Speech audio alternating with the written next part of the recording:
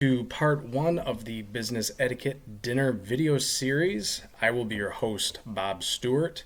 Thank you for joining me.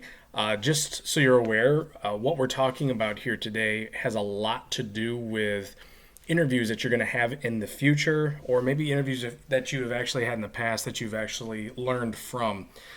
Business etiquette can be a very, very confusing topic when it comes to dealing with employers. In the future, you will probably have interviews where you have to have food at your interview.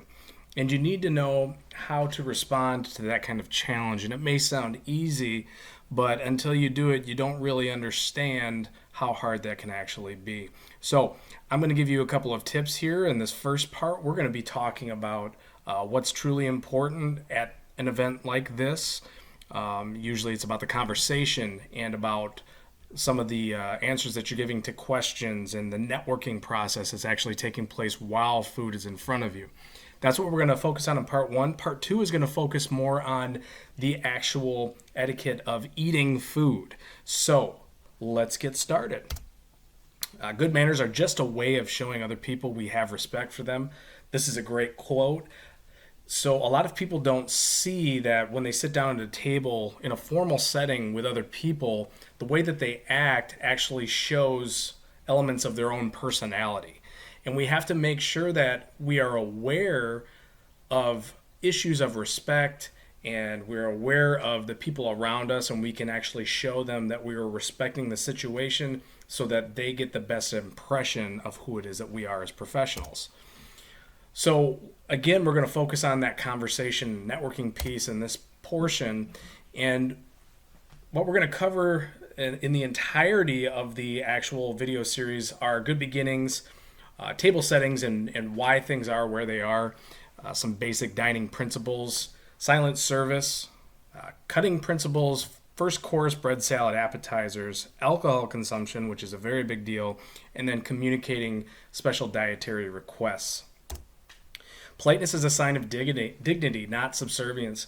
Theodore Roosevelt said this, and this is very true. A lot of people may think, well, I'm not going to do that because it kind of makes me feel like less of a person that I have to do this to make other people feel good. Believe me, I understand that perspective, but you have to understand that the situation you're in, especially if it is a job interview, or you're networking with employers where there may be a future possibility, it's important to show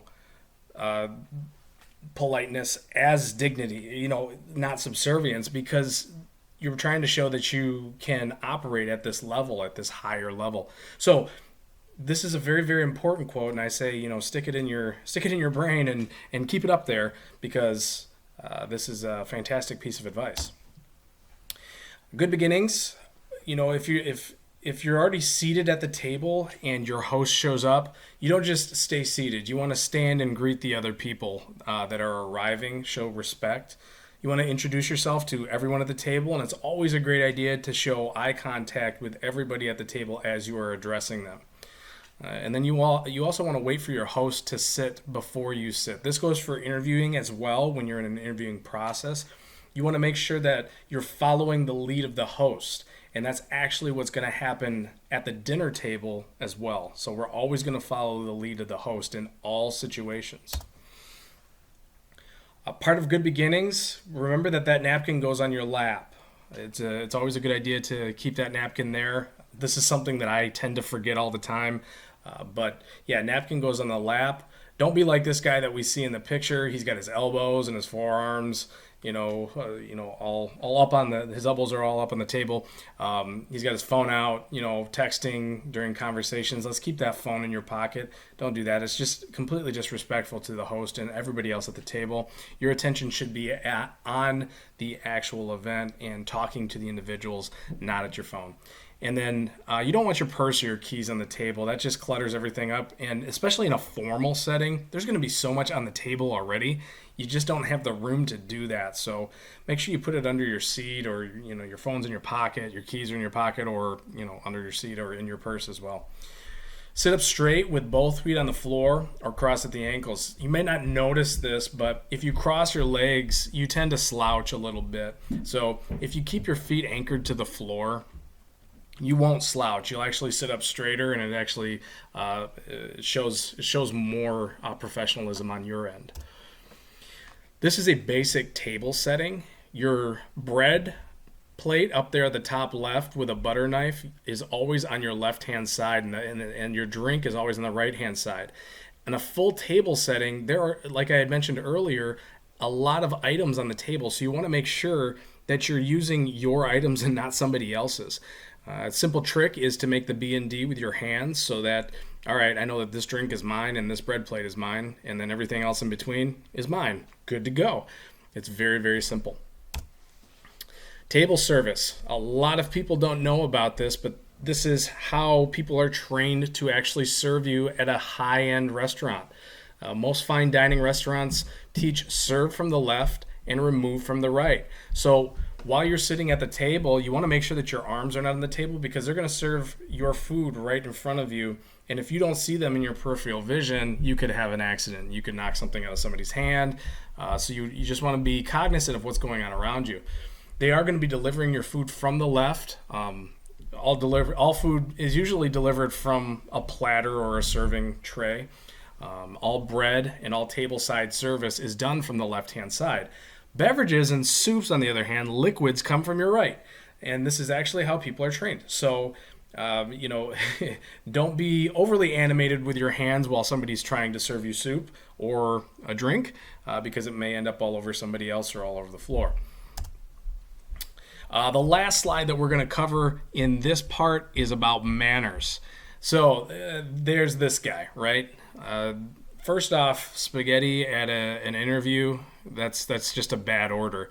So you do want to make sure that you're ordering food that will be easily eaten. This guy is bringing his food to his face. Let's not do that in a restaurant setting. Please, thank you, and no thank you.